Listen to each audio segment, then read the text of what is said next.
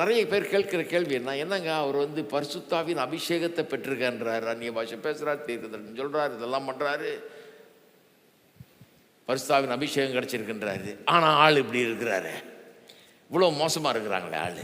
பரிசுத்தாவின் அபிஷேகத்தை பெற்றவர்கள் இவ்வளோ மோசமாக இருக்க முடியுமா அப்படின்றது நிறைய பேருக்கு ஆச்சரியமாக இருக்குது. என்னங்க ஆவியினால் அபிஷேகம் பண்ணப்பட்டவர்கள் இப்படி இருக்க முடியுமா? கண்டிப்பாக இருக்க முடியும். ஏன்னா அது ஒரு அனுபவம், அதன் மூலமாக வரங்கள் கொடுக்கப்படுகிறது, வல்லமையான ஒரு ஊழியத்தை செய்ய முடிகிறது, எல்லாம் பண்ண முடிகிறது.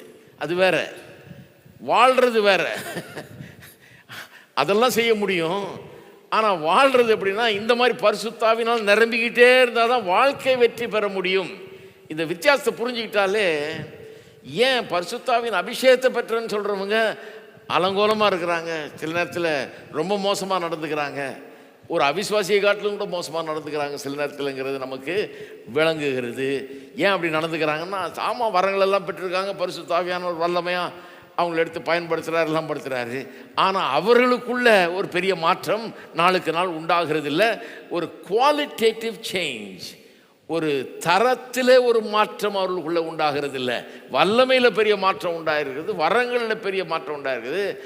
தரமான விதத்தில் வாழ்வதற்கு அப்படிப்பட்ட ஒரு வாழ்க்கை அங்கே உருவாகவில்லை. அதை உண்டாக்குகிறார் பரிசுத்தாவியானவர். அதுதான் ஆவியினால் நிரம்புவது. அது அவர்களுக்குள்ள உண்டாகவில்லை. ஆகவே நான் சொல்லுகிறேன், இதை புரிஞ்சுக்கிட்டீங்கன்னா ஏன் அநேக பரிசுத்தாவின் அபிஷேகம் பண்ணப்பட்ட மக்கள் திருமண வாழ்க்கையில் கூட தோல்வி அடைகிறாங்க. பரிசுத்தாவின் அபிஷேகம் இருக்குதுன்னு சொல்கிறாங்க, மனைவி கூட சேர்ந்து வாழ முடியல, புருஷனோடு சேர்ந்து வாழ முடியல, கஷ்டமாக இருக்குது. ஆவியினால் நிரம்பினா தான் வாழ்க்கையில் வர பல்வேறு குழப்பங்கள். மனுஷர்கள் பாருங்கள், ரொம்ப காம்ப்ளிகேட்டட் பீப்புள். ஜனங்க சாதாரண ஆளுங்க இல்லைங்க, ரொம்ப குழப்ப பேர் வழிங்க. உங்களுக்கே தெரியும்னு நினைக்கிறேன், தெரியாத மாதிரி உட்காந்துருக்கிறீங்க. மனிதர்கள் ரொம்ப குழப்ப பேர் வழிகள். வெளியில் ஒன்று பார்ப்பீங்க, உள்ளே வேறு ஒன்று இருக்கும்.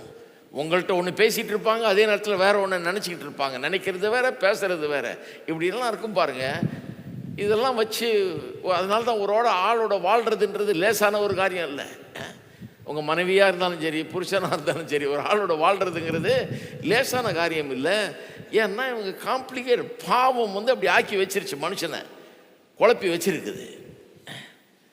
அப்போ இதெல்லாம் மேற்கொண்டு ஜெயித்து, இதெல்லாம் முறைப்படுத்தி நல்ல ஒரு அற்புதமான ஒரு குடும்பமாக, ஒரு இணக்கமான குடும்பமாக, அனுசரித்து போகிற ரெண்டு பேர் ஒன்றா சேர்ந்து வாழ்கிற ஒரு குடும்பமாக அப்படி ஆக வேணும்னு சொன்னால் ஆவியில் நிரம்ப வேண்டும்.